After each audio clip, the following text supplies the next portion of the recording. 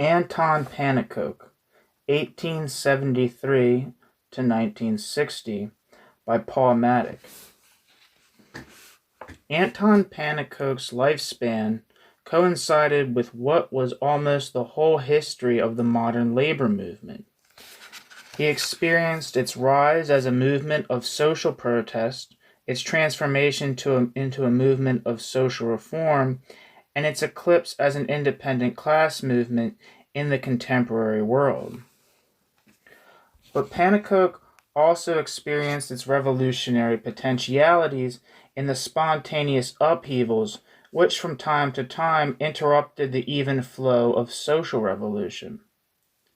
He entered the labor movement a Marxist, and he died a Marxist, still convinced that if there is a future, it will be a socialist future. As have many prominent Dutch socialists, Pannekoek came from the middle class, and his interest in socialism, as he once remarked, was due to a scientific bent strong enough to embrace both society and nature. To Anton Pannekoek, Marxism was the extension of science to social problems and the humanization of science, an aspect of the humanization of society. Pannekoek's great interest in social science was entirely compatible with his interest in natural science. He became not only one of the leading theoreticians of the radical labor movement, but also an astronomer and mathematician of world renown. The unifying attitude regarding natural and social science and philosophy determined the character of most of Pannekoek's work. One of his earliest publications, Marxism and Darwinism, elucidates the relationship between the two theories. One of his last, Anthropogenesis, deals with the origin of man.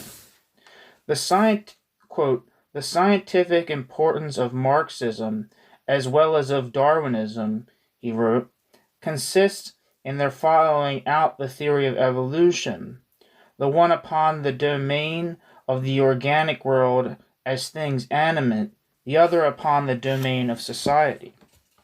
What was so important to Darwin's work was the recognition that under certain circumstances, some animal kinds will necessarily develop into other animal kinds. There was a mechanism, a natural law which explained the evolutionary process. That Darwin identified this natural law, this quote natural law, with a struggle for existence analogous to capitalist competition did not affect his theory, nor did capitalist competition become therewith a quote natural law. It was Marx who formulated the propelling force for social development.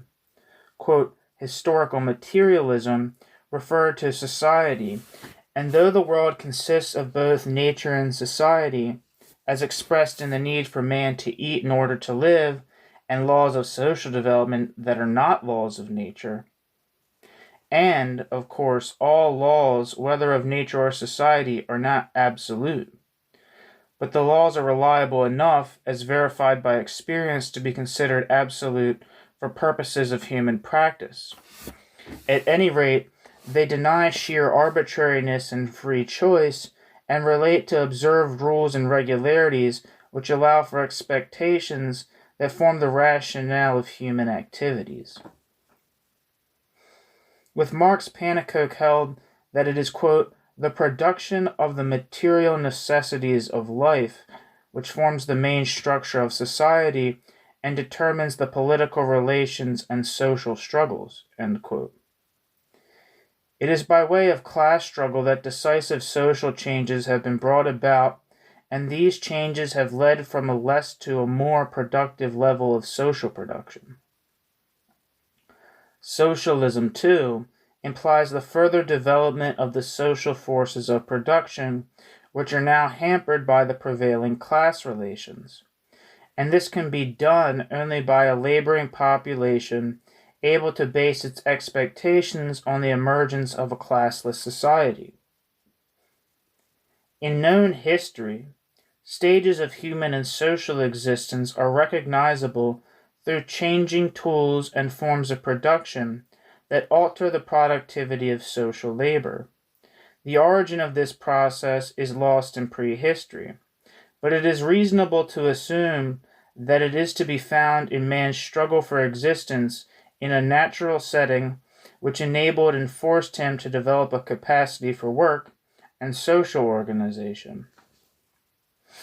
Since Friedrich Engels wrote The Role of Labor in the Transformation of Ape into Man, a whole literature has been built around the question of tools in human evolution.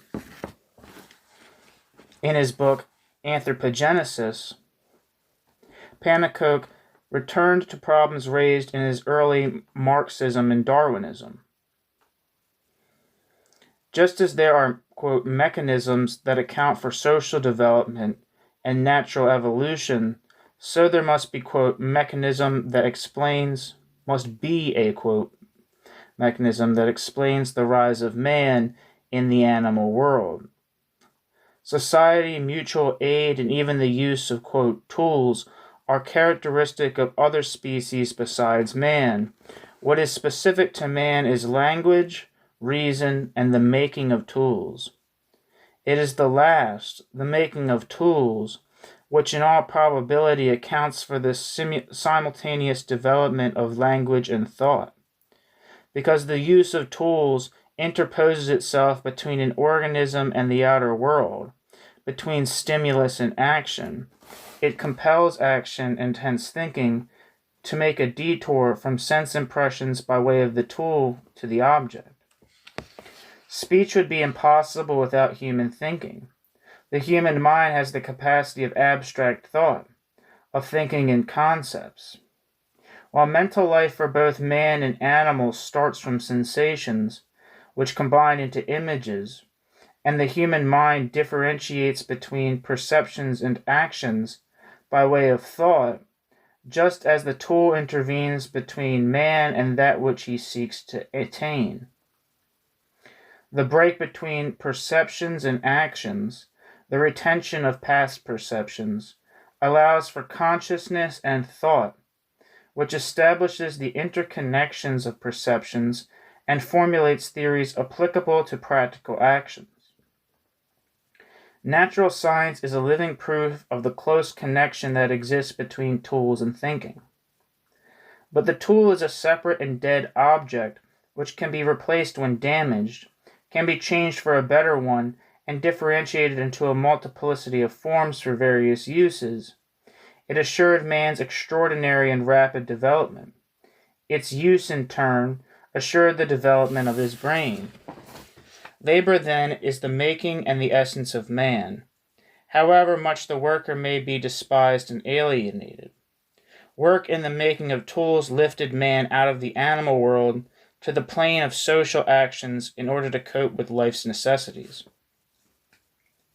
The change from animal to man must have been a very long process, but the change from primitive to modern man is relatively short. What distinguishes primitive from modern man is not a different brain capacity, but a difference in the uses of this brain capacity. Where social production stagnates, society stagnates.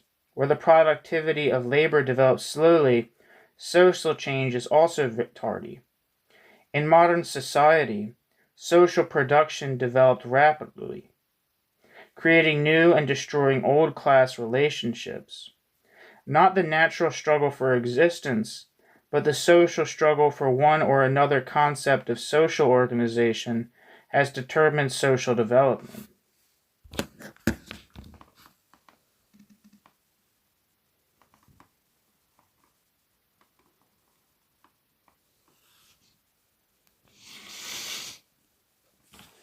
From its very beginning, socialism has been both theory and practice. It is thus not restricted to those who are thought to benefit by the transformation from capitalism to socialism. Being concerned with the classless society and the ending of social strife, and by attracting intelligent men from all layers of society, socialism demonstrates its possible realization in advance. Already as a young student of the natural sciences, specializing in astronomy, Pannekoek entered the Social Demokratische Arbeiterspartij, the SDAP, and found himself at once in the SDAP's left wing, on the side of Hermann Gorter and Henriette Roland Holst. This party had been preceded by the Social Democratische Bond, the SDP, which under the influence of Domela Nieuwenhuis dissociated itself from the Second International. Anti-militarism was its foremost concern, and Nieuwenhuis advocated the use of the general strike for the prevention of war. He could not get a majority for his proposal, and he detected quite early the trend towards class collaboration within the International. He opposed the exclusion of the anarchists from the International, and his experience as a member of parliament led him to reject parliamentarism as a weapon for social emancipation. The, quote, anarchist syndicalist tendencies represented by Nieuwenhuis split the organization, and the new Socialist Party, more akin to the model German social democracy, came into being. However, the radical ideology of the old party entered the traditions of the Dutch socialist movement. This traditional radicalism found expression in the new party's monthly, De Nieuwe Tijd, particularly in the contributions of Gorter and Pannekoek, who fought the growing opportunism of the party leaders. In 1909, the left-wing group around Hermann Gorter was expelled and established a new organization, the Sozialdemokratische Party. Pannekoek had meanwhile gone to Germany. He lectured in the party schools of the German Social Demokratische Partei. Man, I can't pronounce German or Dutch. Wrote for its theoretical publications and for various other papers, especially the Bremer Burger Zeitung. He associated himself with Gorter's new organization, which years later, under the leadership of Revestein, Winkoop, and Satan, maybe it's not Satan, became the Moscow-oriented Communist Party. Though in the tradition of the libertarian socialism, in quotes, of Nieuwenhuis, Pannekoek's opposition to reformism and social democratic revisionism was a Marxist opposition to the, quote, official Marxism in both its, quote, orthodox and, quote, revisionist form. In its orthodox form, Marxism served as an ideology that covered up a non-Marxist practice. In its revisionist form, it was destroying both Marxist theory and practice. But Pannekoek's defense of Marxism was not that of the doctrinaire. More than anyone else, he recognized that Marxism is not a dogma, but a method of thinking about social issues in the actual process of social transformation. Not only were certain aspects of Marxian theory superseded by the development of Marxism itself, but some of its theses, brought forth under definite conditions, would lose their validity when conditions changed. The First World War brought Pannekoek back to Holland. Prior to the war, together with Radek, Paul Froelich, and Johann Neef, he had been active in Bremen.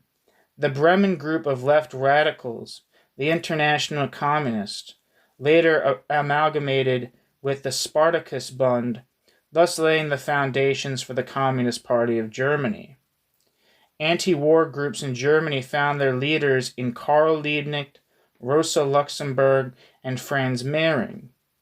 Anti-war sentiment in Holland centered around Herman Gorter, Anton Pannekoek, and Henriette Roland Holst. In Zimmerwald and Kienthal, these groups joined Lenin and his followers in condemning the imperialist war and advocating proletariat actions for either peace or revolution. The Russian Revolution of 1917, hailed as a possible beginning of a world revolutionary movement, was supported by both Dutch and German radicals, despite previous basic differences between them and the Leninists. While still in prison, Rosa Luxemburg expressed misgivings about the authoritarian tendencies of Bolshevism. She feared for the socialist content of the Russian Revolution unless it would find a rectifying support in a proletarian revolution in the West. Her position of critical support towards the Bolshevik regime was shared by Gorter and Pannekoek. They worked nevertheless in the new Communist Party and towards the establishment of a new international. In their views, however, this international was to be new, but not only in name, but also in outlook, and with regard to both the socialist goal and the way to reach it. The social democratic concept of socialism is state socialism, to be won by way of democratic parliamentary procedures. Universal suffrage and trade unionism were the instruments to accomplish a peaceful transition from capitalism to socialism. Lenin and the Bolsheviks did not believe in a peaceful transformation and advocated the revolutionary overthrow of capitalism. But their concept of socialism was still that of social democracy, and instrumentalities to this end still included parliamentarism and trade unionism.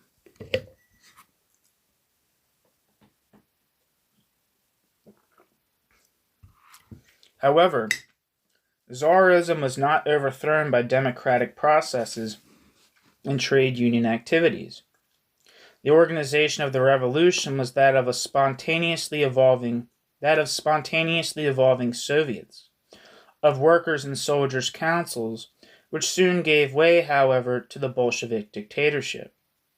Just as Lenin was ready to make use of the Soviet movement, so was he ready to utilize any other form of activity, including parliamentarism and trade unionism, to gain his end, dictatorial power for his party camouflaged as the dictatorship of the proletariat.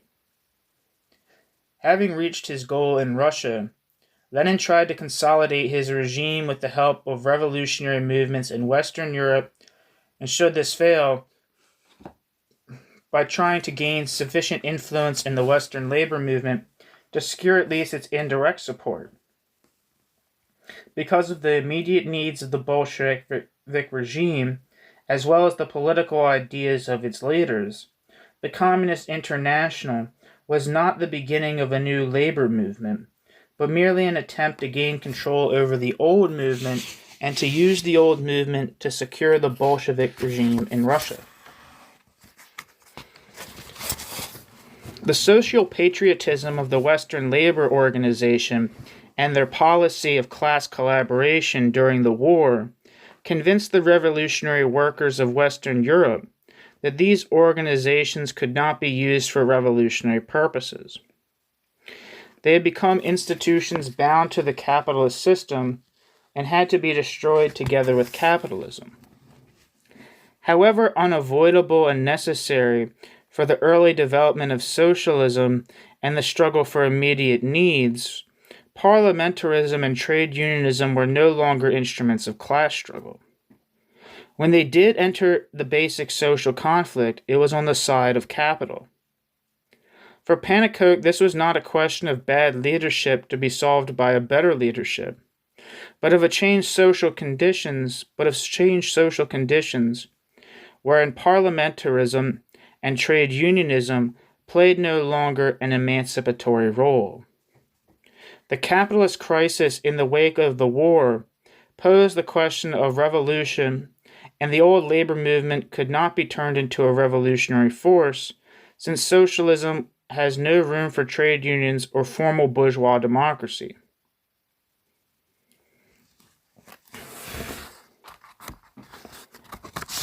Wherever, during the war, workers fought for immediate demands, they had to do so against the trade unions, as in the mass strikes in Holland, Germany, Austria, and Scotland. They organized their activities by way of shop committees, shop stewards, or workers' councils, independently of existing trade unions. In every truly revolutionary situation, in Russia in 1905 and again in 1917, as well as in the Germany and Austria of 1918, workers' and soldiers' councils, Soviets, arose spontaneously and attempted to organize economic and political life by extending the council system on a national scale. The rule of workers' councils is the dictatorship of the proletariat, for the councils are elected at the point of production, thus leaving unrepresented all social layers not associated with production. In itself, this may not lead to socialism, and in fact the German workers' councils voted themselves out of existence by supporting the National Assembly. Yet proletarian self-determination requires a social organization which leaves the decision-making power over production and distribution in the hands of the workers. In this council movement, Pannekoek recognized the beginnings of a new revolutionary labor movement, which at the same time was the beginning of a socialist reorganization of society. This movement could arise and maintain itself only in opposition to the old labor movement. Its principles attracted the most militant sectors of the rebellious proletariat, much to the chagrin of Lenin, who could not conceive of a movement not under the control of a party or the state, and who is busy emasculating the Its principles attracted the most militant sector of the rebellious proletariat, much to the chagrin of Lenin, who could not conceive of a movement not under the control of a party or the state, and who was busy emasculating the Soviets in Russia. But neither could he agree to an international communist movement not under the absolute control of his own party. At first by way of intrigue, and then openly after 1920, the Bolsheviks tried to get the communist movement away from its anti-parliamentary and anti-trade unionist course, under the pretext that it was necessary to not lose contact with the masses, which still adhered to the old organizations. Lenin's left-wing communism and infantile disorder was directed first of all against Hermann Gorter and Anton Pannekoek, the spokesman of the Communist Council movement.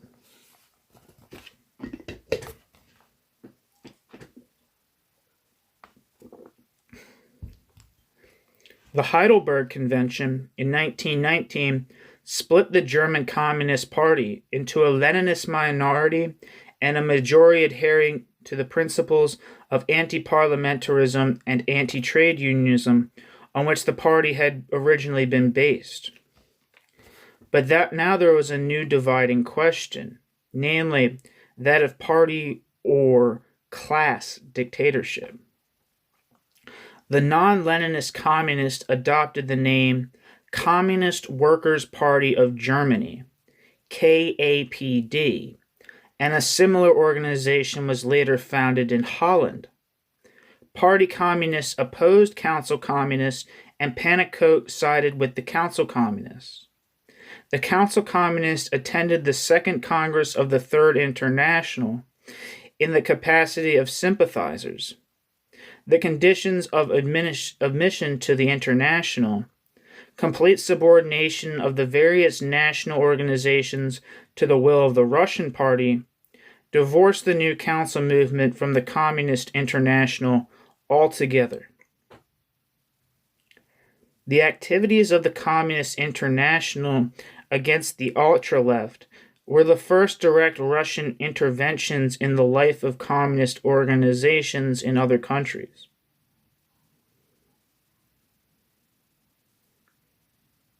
The pattern of control never changed and subordinated eventually the whole world communist movement to the specific needs of Russia and the Bolshevik state. Although the Russian-dominated movement, as Pannekoek and Gorder had predicted, never captured the Western trade unions, nor dominated the old socialist organizations by divorcing their followers from their leaders, they did destroy the independence and radical character of the emerging new communist labor movement.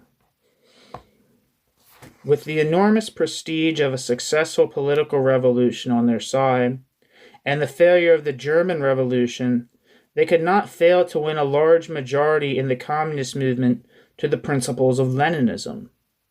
The ideas and the movement of council communism declined steadily and practically disappeared altogether in the fascist reign of terror and the Second World War. While Lenin's fight against the, quote, ultra-left was the first indication of the counter-revolutionary tendencies of Bolshevism, Pannekoek's and Gorder's struggle against the Leninist corruption of the new labor movement was the beginning of anti-Bolshevism from a proletarian point of view.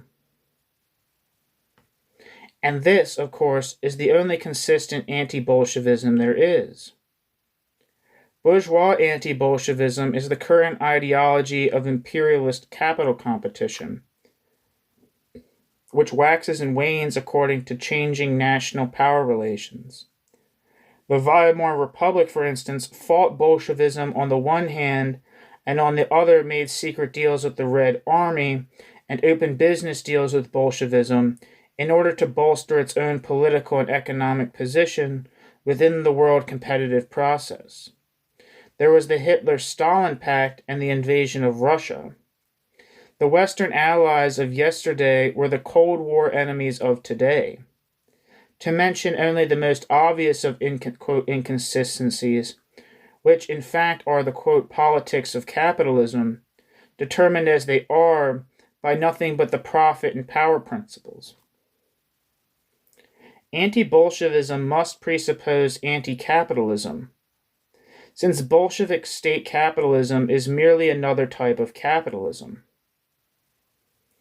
This was not as obvious, of course, in 1920 as it is now.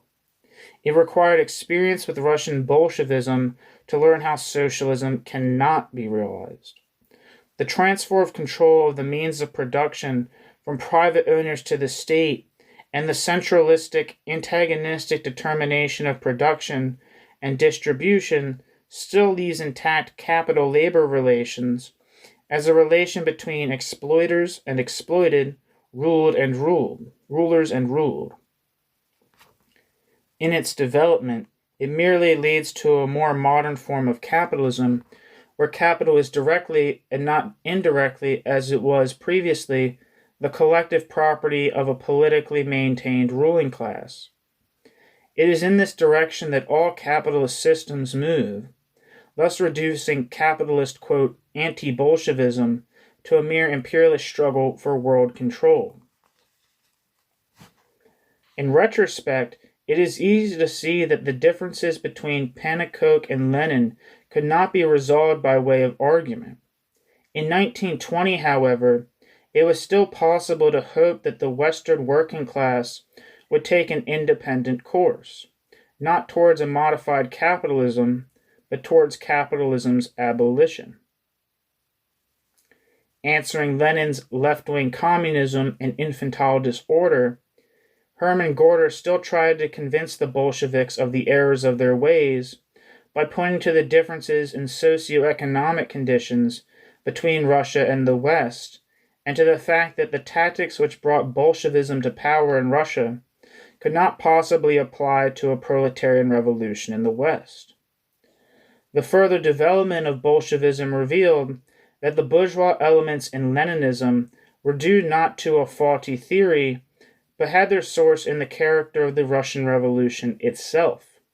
which had been conceived and was carried out as a state capitalist revolution sustained by a pseudo-Marxian ideology. In numerous articles in anti-Bolshevik communist journals, and until the end of his life, Pannekoek elucidated upon the character of Bolshevism and the Russian Revolution. Just as he did in his earlier criticism of social democracy, so here too he did not accuse the Bolsheviks of a betrayal of working-class principles. Anton Pannekoek pointed out that the Russian Revolution, though an important episode in the development of the working-class movement, aspired only to a system of production which could be called state socialism or state capitalism, which are one and the same thing. It did not betray its own goal any more than the trade unions betray trade unionism. Just as there cannot be any type of trade unionism than the existing one, so one cannot expect state capitalism to be something other than itself. The Russian Revolution, however, had been fought under the banner of Marxism, and the Bolshevik state is almost generally considered a Marxist regime. Marxism, and soon Marxism, Leninism, Stalinism, remained the ideology of Russian state capitalism. To show what the Marxism of Leninism really implied, Pannekoek undertook a critical examination of its philosophical basis, published under the title Leninism at Lenin as Philosopher in 1938. Lenin's philosophical ideas appeared in his work Materialism and Empirio-Criticism, in Russia in 1908, and in German and English translations in 1927. Around 1904, certain Russian socialists, Alexander Bogdanov in particular, had taken an interest in modern Western natural philosophy, especially in the ideas of Ernst Mach, and tried to combine these with Marxism. They gained some influence within the Russian Socialist Party, and Lenin set out to destroy this influence by attacking its apparent philosophical source. Though not in a philosophical sense, Marx had called his system of thought materialism. It referred to the material base of all social existence and change, and grew out of his rejection of both the philosophical materialism of Feuerbach and the philosophical idealism of Hegel. For bourgeois materialism, nature was objectively given reality, and man was determined by natural laws. This direct confrontation of individual man and external nature, and the inability to see society and social labor as an indivisible aspect of the whole of reality, distinguished middle-class materialism from historical materialism. Early bourgeois materialism, or natural philosophy, had held that through sense experience and the intellectual activity derived therefrom, it would be possible to gain absolute valid knowledge of physical reality, thought to be made up of matter. In an attempt to carry the materialist representation of the objective world to the process of knowledge itself, Mach and the positivists denied the objective reality of matter, since physical concepts must be construed from sense experience and thus retain their subjectivity. This disturbed Lenin greatly because for Lenin, knowledge was only what reflects objective truth that is, about matter. In Mach's influence in socialist circles, he saw a corruption of Marxian materialism. The subjective element in Mach's theory of knowledge became, in Lenin's mind, an idealist aberration and a deliberate attempt to revive religious obscurantism.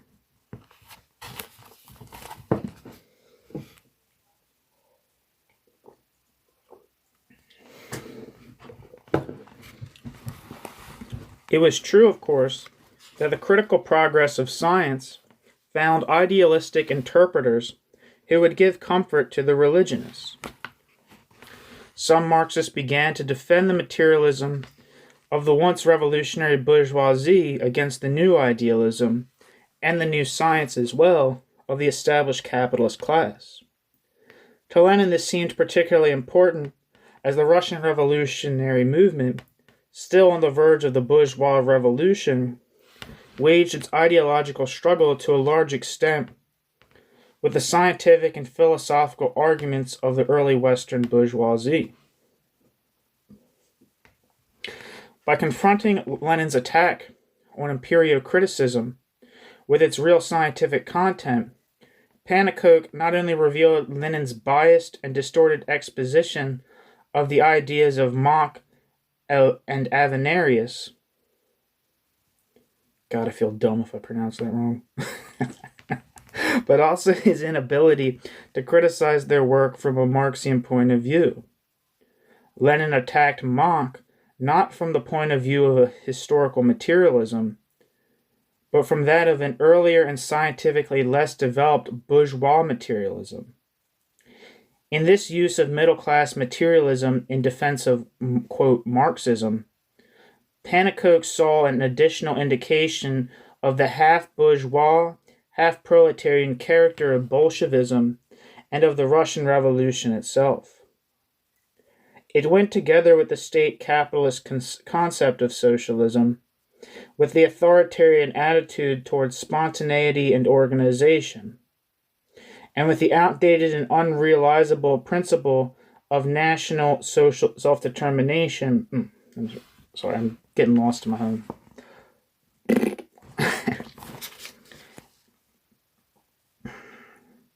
In this use of middle-class materialism in defense of, quote, Marxism, Pannekoek saw an additional indication of the half-bourgeois, half-proletarian character of Bolshevism and of the Russian Revolution itself.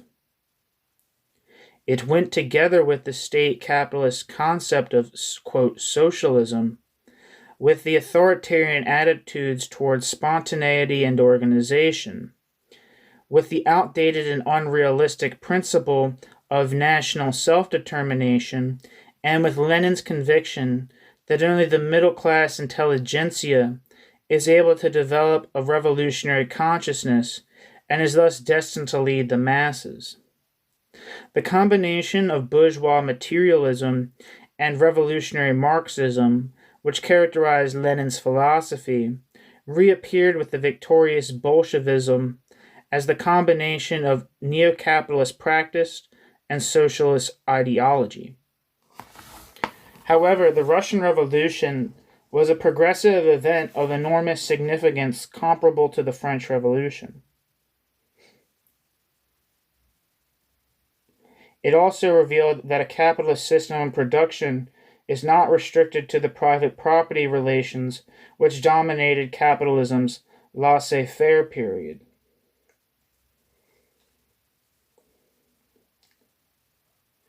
With the subsiding feeble wave of revolutionary activities in the wake of the First World War, capitalism re-established itself, despite the prevailing crisis conditions, by way of increasing state interventions in its economy. In the weaker capitalist nations, this took the form of fascism and led to the intensification of imperialist policies, which finally led to the Second World War. Even more than the First and Second World War, the Second World War showed clearly that the existing labor movement was no longer a class movement, but part and parcel of the various national systems of contemporary capitalism. In occupied Holland, during the Second World War, Pannekoek began his work on his book, Workers' Councils, which he completed in 1947. It was a summing up of his life experience with the theory and practice of the international labor movement and the development and the transformation of capitalism in various nations as a whole. This history of capitalism and of the struggle against capitalism ends with the triumph of a revived though changed capitalism after the Second World War, and with the utter subjugation of working class interests to the competitive needs of the two rival capitalist systems preparing for a new world war. While in the West the still existing labor organizations aspire, at best, to no more than the replacement of monopoly by state capitalism, the so-called communist world movement hopes for a world revolution after the model of the Russian Revolution. In either case, socialism is confounded with public ownership, where the state is master of production and workers are still subjected to a ruling class. The collapse of capitalism of old was also the collapse of the old labor movement. What this movement considered to be socialism turns out to be a harsher form of capitalism. But unlike the ruling class, which adapts itself quickly to change conditions, the working class, by still adhering to traditional ideas and activities, finds itself in a powerless and apparently hopeless situation.